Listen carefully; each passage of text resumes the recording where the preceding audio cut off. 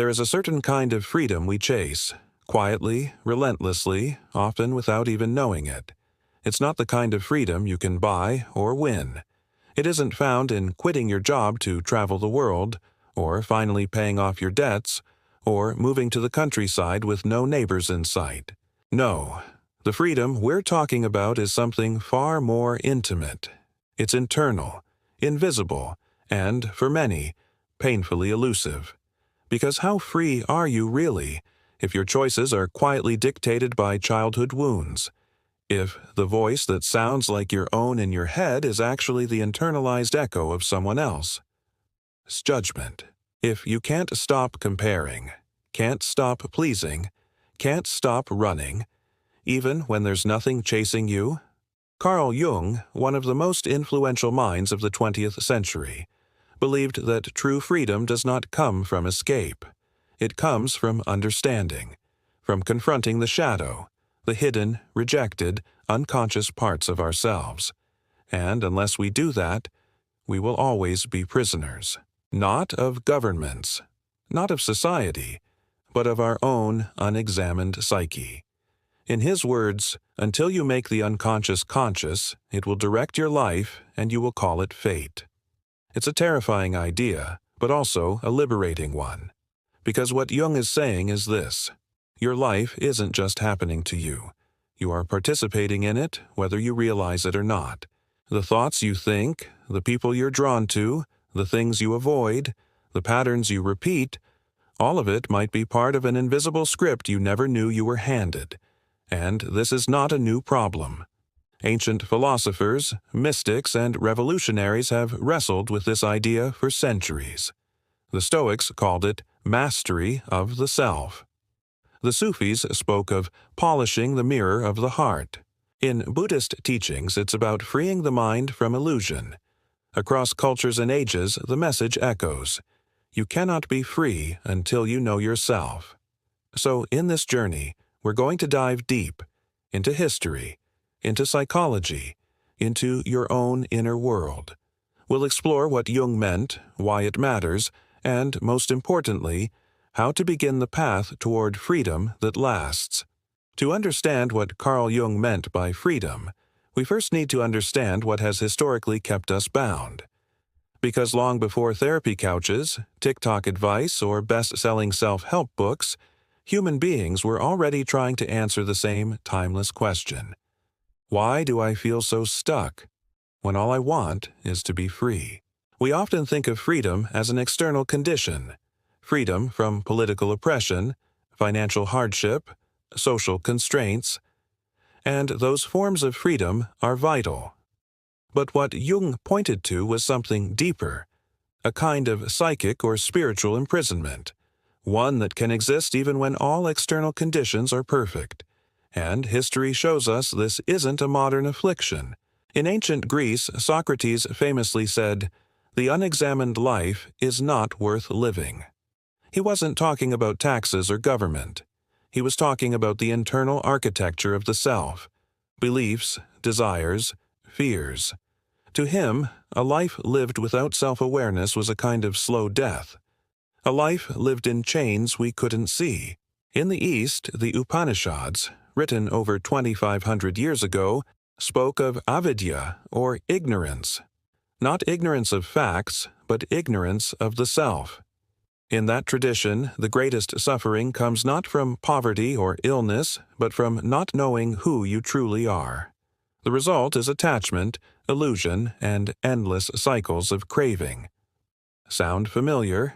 Fast forward to medieval Europe, and we find mystics like Meister Eckhart, who dared to say that God cannot be found outside, only within.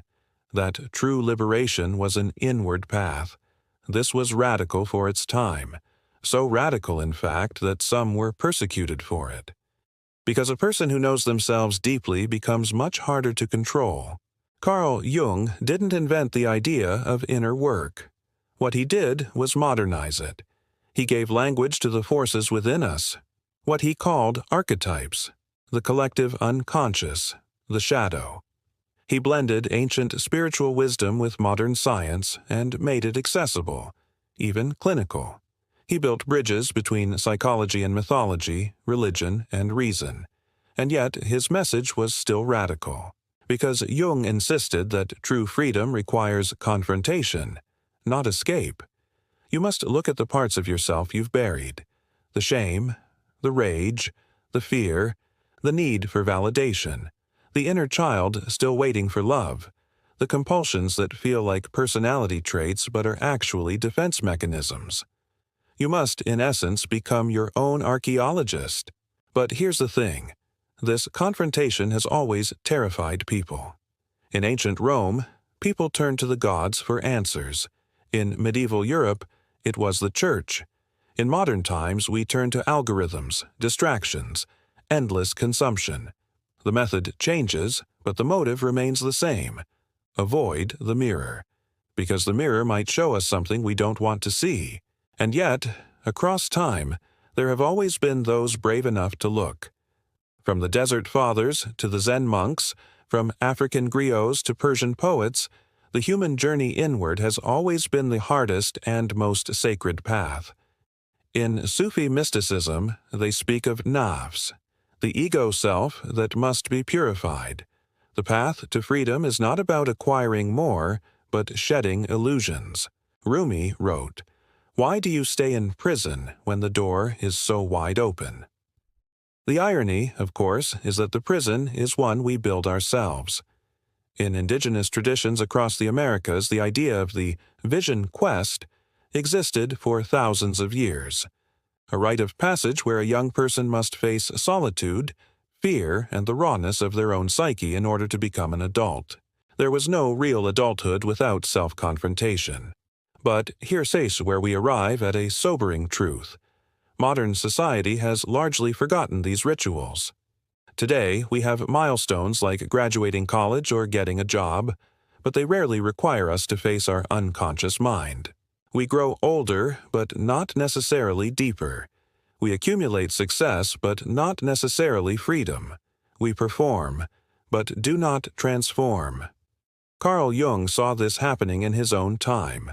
The rise of industrial society, mass media, and the post-war identity crisis had created generations of people who looked fine on the outside but were spiritually starving. He called it the modern man in search of a soul. And it's no different now. Scroll through social media and you'll see curated lives. Beautiful, successful, seemingly free. But behind the filters, many are overwhelmed, anxious, numb. They don't know why they're burnt out, why their relationships feel hollow, or why no achievement ever feels like enough. That's the unconscious at work.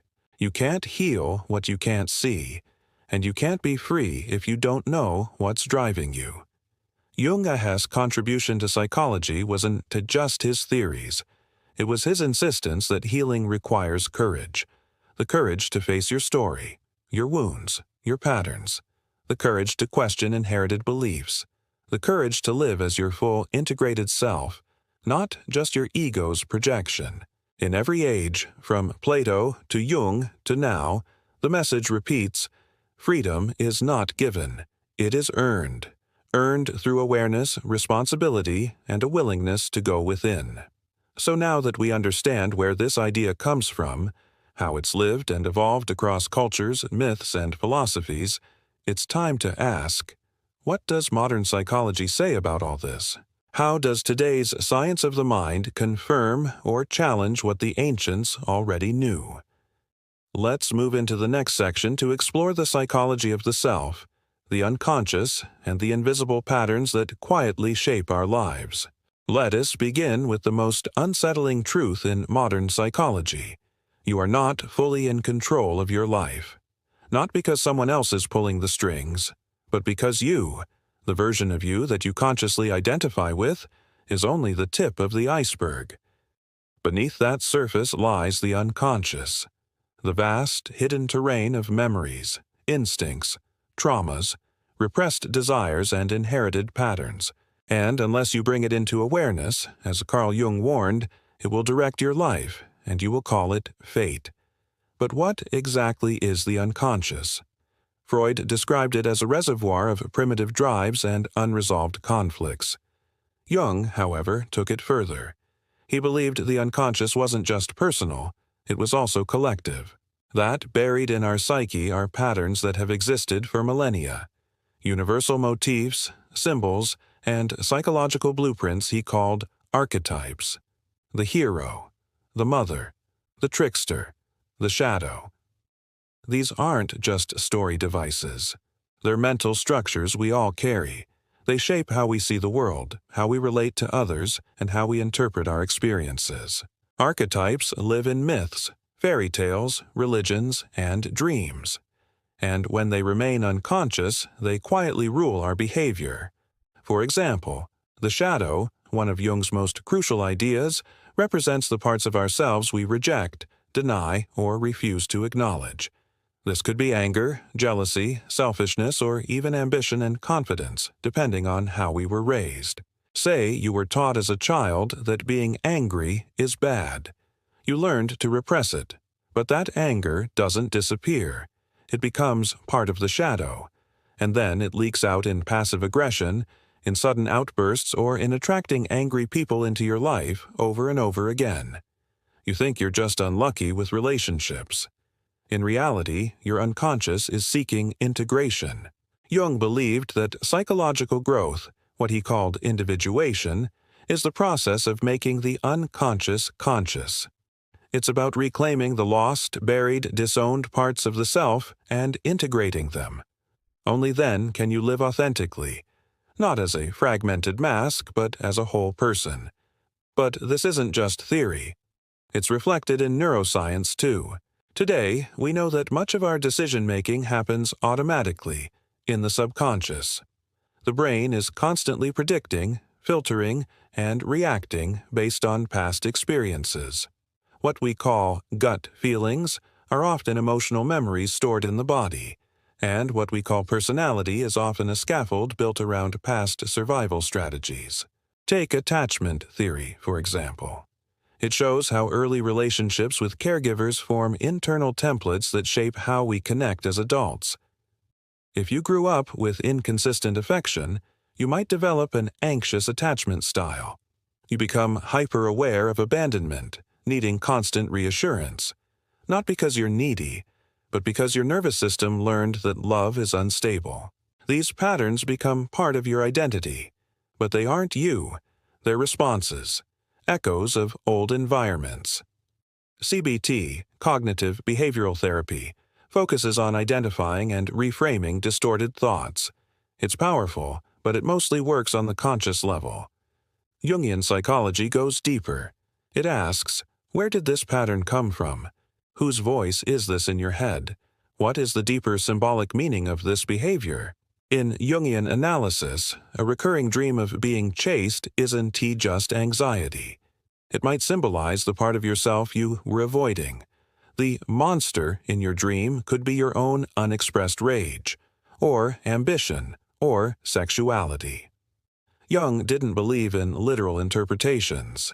He believed the psyche speaks in metaphor, and if you learn to listen, it will guide you toward wholeness.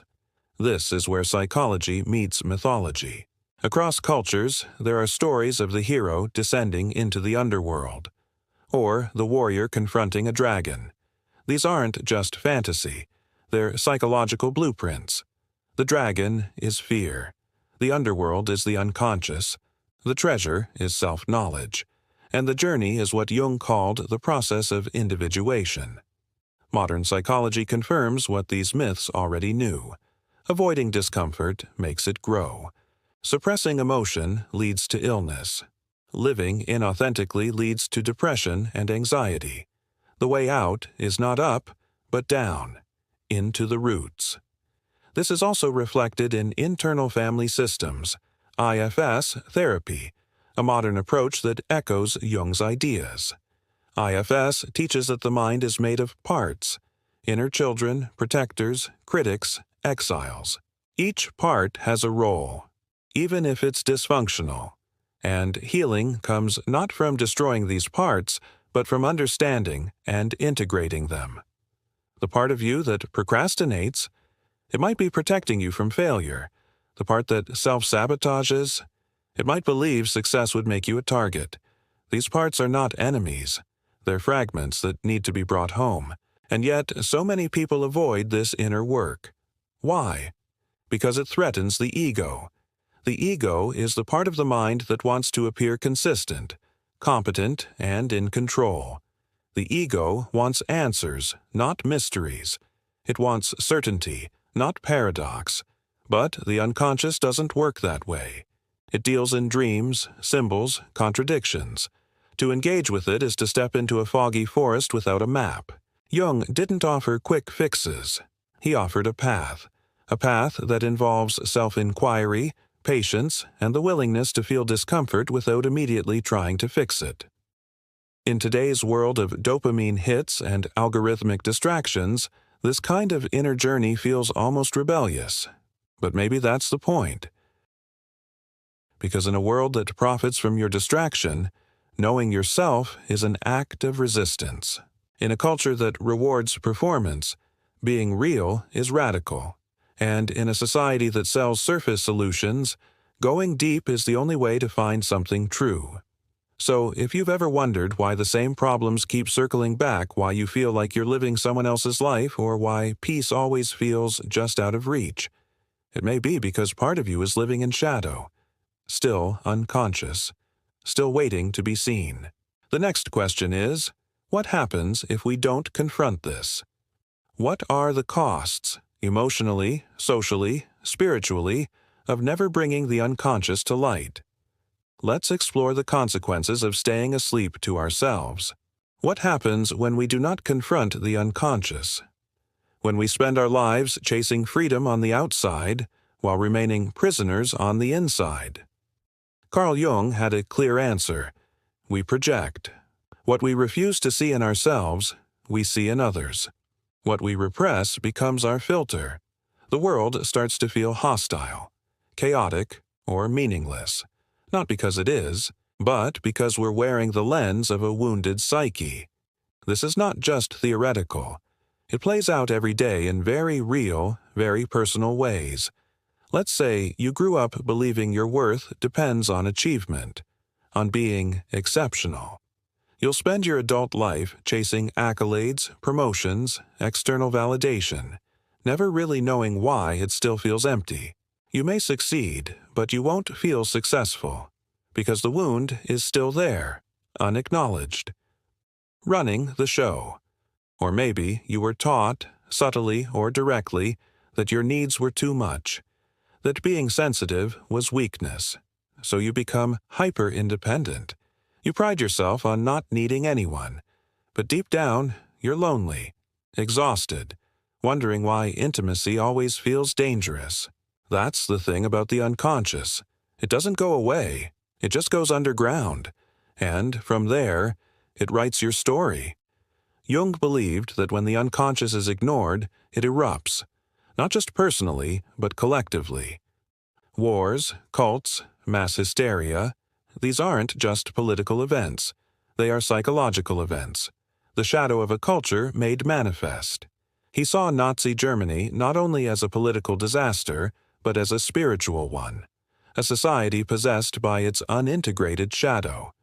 In our own time, we see this in tribalism, in scapegoating, in conspiracy theories that give people someone to blame instead of inviting them to look inward. When people don't know who they are, they look for enemies to define themselves against. Projection becomes identity, and on the personal level, the consequences are quieter, but just as tragic. It looks like perfectionism so severe it becomes paralysis, or people-pleasing so intense that you no longer know what you want. It looks like burnout that feels existential, not just physical, like relationships that repeat the same cycle again and again, each time with a new face, but the same underlying wound. And all of it feels normal. That's the danger. We say things like, "This is just how I am," but often it's not how you are. It's who you became to survive. It's a personality crafted by pain, a set of traits shaped by fear, adaptation, and the desperate need to belong. You mistake your trauma response for your character. This is why Jung warned against identifying too closely with the ego. Because the ego is a mask, a small part of who you are, and the more tightly you grip it, the more brittle your sense of self becomes. So, what does that brittleness look like? It looks like feeling threatened by criticism, like needing constant affirmation, like collapsing after failure, or panicking when life takes an unexpected turn, because your identity was never rooted in something stable, only in roles and illusions.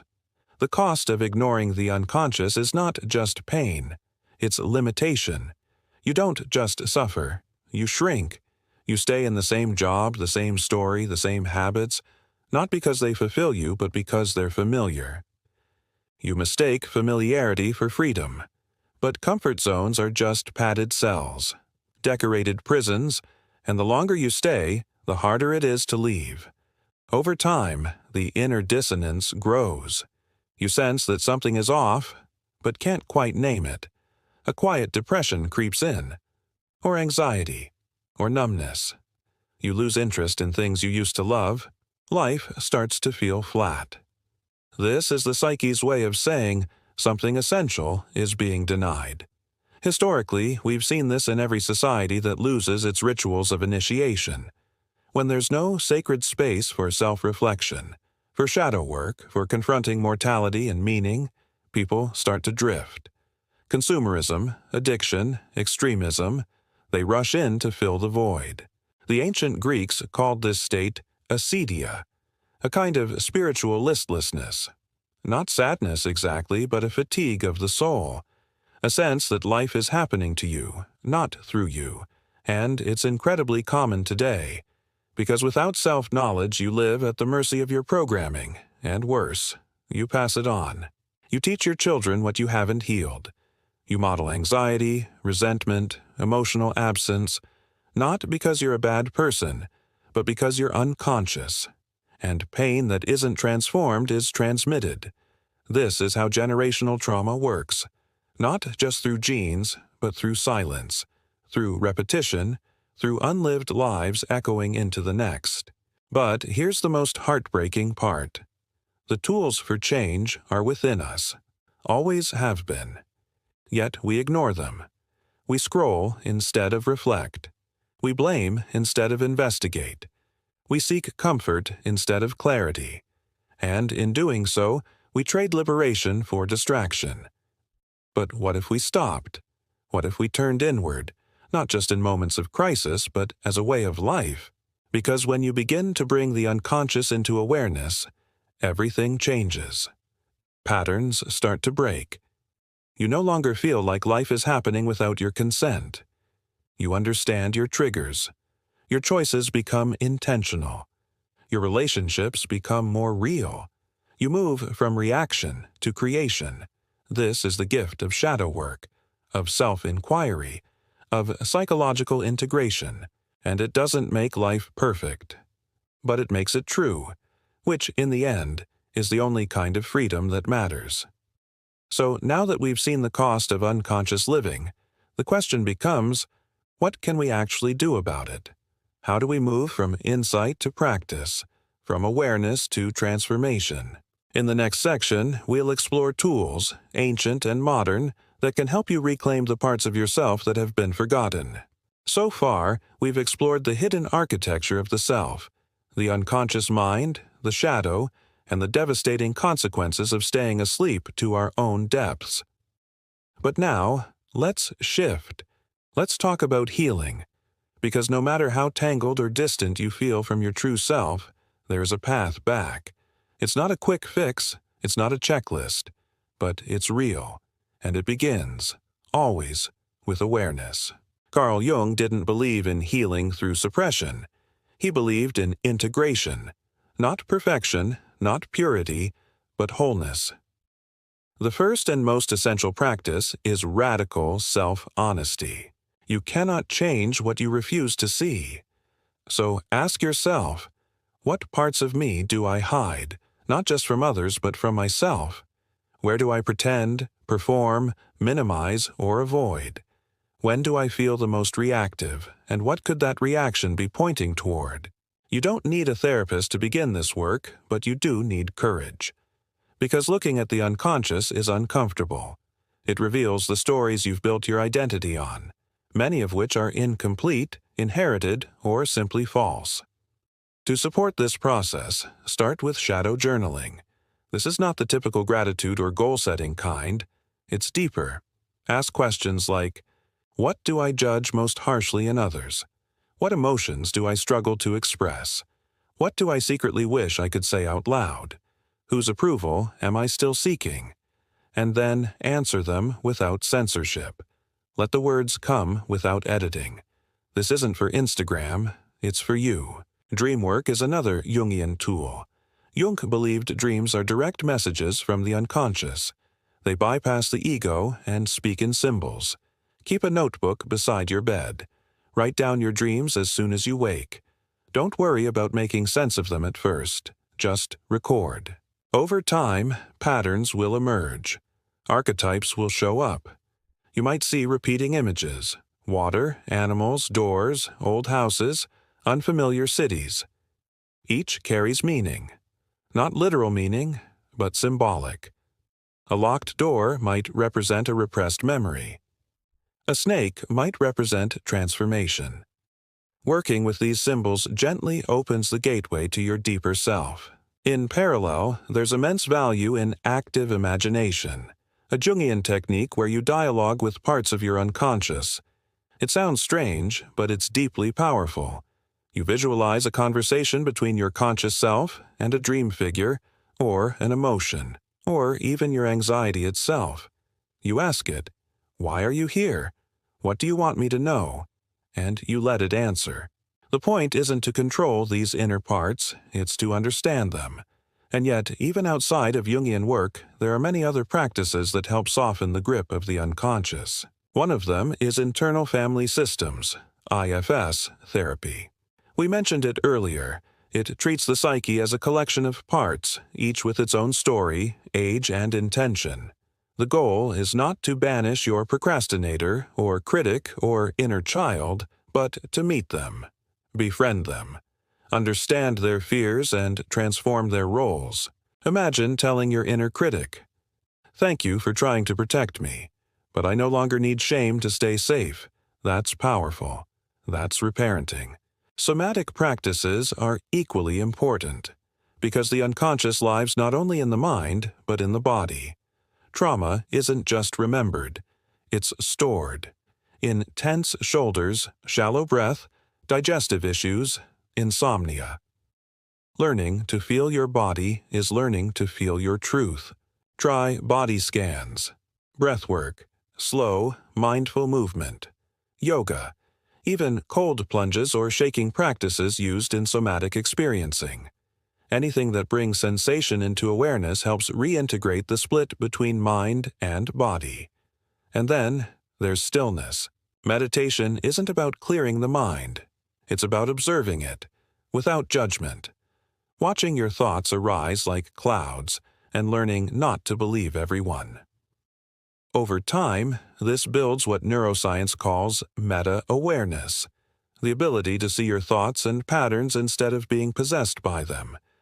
And finally, ritual. We live in a culture that dismisses ritual as superstition or sentimentality. But humans have always used ritual to mark transitions, release emotions, and connect with the sacred. Lighting a candle before journaling. Writing a letter to your shadow and burning it. Speaking aloud an intention before sleep. These simple acts can help anchor your unconscious work in the body, in time, in space. But here's what matters most. Compassion. The unconscious is not evil. The shadow is not your enemy. The parts of you that sabotage, overeat, withdraw, rage, numb, or cling, they are doing so because they were once trying to help. They arose in moments of overwhelm, confusion, or fear. They are not broken, they are young, and they are waiting to be loved. Healing doesn't mean becoming a new person. It means remembering who you were before the world taught you to be afraid. It means becoming more yourself, not less. Less reactive, more responsive, less controlled by patterns, more free to choose. And it doesn't happen all at once. You peel back a layer, sit with it, integrate it, then another, then another. The work never ends, but it becomes richer, deeper, more rewarding, like mining the soul for gold. This is the path of individuation, not a destination, but a becoming. And the beauty of it? The more you integrate yourself, the more you help others do the same. You model authenticity. You show that it's okay to not be perfect, that it's possible to feel fear and still move forward, that healing isn't shameful, but brave. In a fragmented world, a whole human being is a revolutionary presence. So now we've talked about tools, practices, mindsets. But what does it all mean in the larger picture? How do these ancient ideas, personal reflections, and psychological truths fit into the arc of human growth, across time, across cultures, across generations? Let's wrap this up with a final reflection. Freedom. It's a word we hear so often, it begins to lose its weight. We think of it in terms of politics, money, time, mobility, but the most powerful kind of freedom, the kind Carl Jung pointed to, is inner freedom. The freedom to see clearly, to act consciously, to choose who we are becoming instead of being bound to who we've been. And that freedom begins the moment you become willing to see. Not to fix everything overnight, not to become perfect, but to become aware, because what you bring into consciousness no longer controls you. It becomes yours to shape, to hold, to learn from. The fears, the projections, the patterns, they lose their grip. Not because they disappear, but because you're no longer hypnotized by them. Jung understood that the soul doesn't want safety. It wants wholeness. And wholeness includes light and shadow, strength and weakness, joy and pain. It's not about transcending your humanity. It's about inhabiting it fully. When you walk the path of integration, something extraordinary happens. The unconscious stops being your saboteur and becomes your guide. The same dreams that once haunted you now carry messages. The same patterns that once hurt you now point to healing. The same emotions that you once felt overwhelming now become sources of wisdom. You start to realize your psyche isn't broken. It's communicating. Always has been. But modern life distracts us from that conversation. It teaches us to look outward, to curate, to optimize, to avoid. And so we lose touch with the quiet, ancient language of the soul. A language that speaks through metaphor, memory, sensation, and symbol. Reconnecting with that language doesn't isolate you. It connects you more deeply with the world, because the more you know your own depths, the more compassion you feel for others. You begin to sense that we're all walking around with invisible wounds, all longing to be seen, all navigating our own unconscious terrain, and that's where real freedom emerges. Not from control, but from compassion. Not from dominance, but from understanding. Not from escape, but from embodiment. To live a life of depth is not always easy. It asks something of you.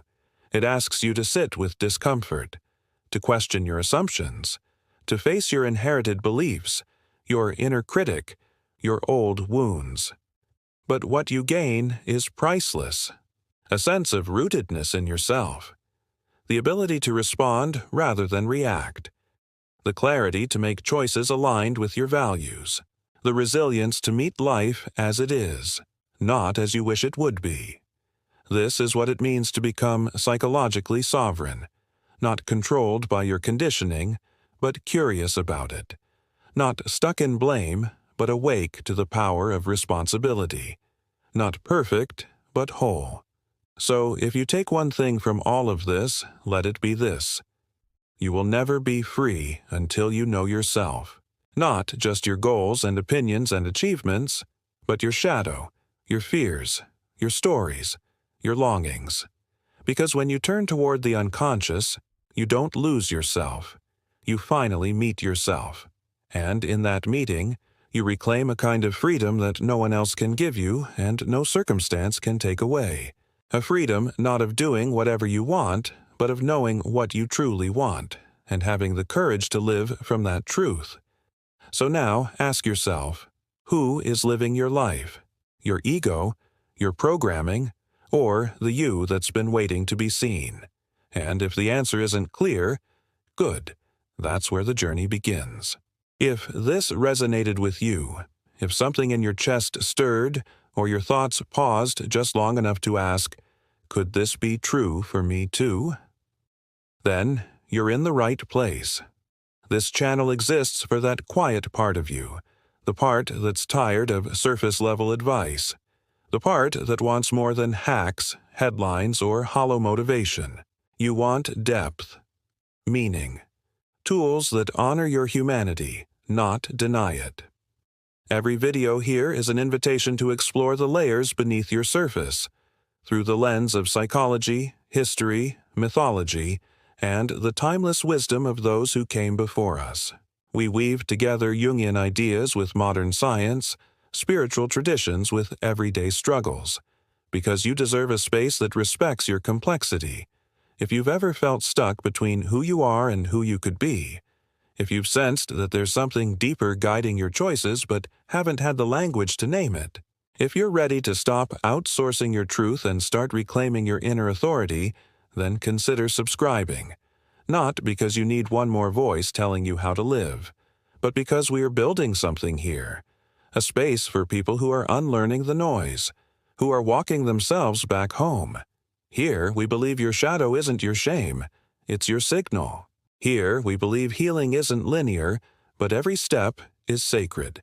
And here, we remember that we are not the first to ask these questions, and we want to be the last. So if you're ready to explore what it means to live awake, whole, and inwardly free, join us. Not just for information, but for transformation.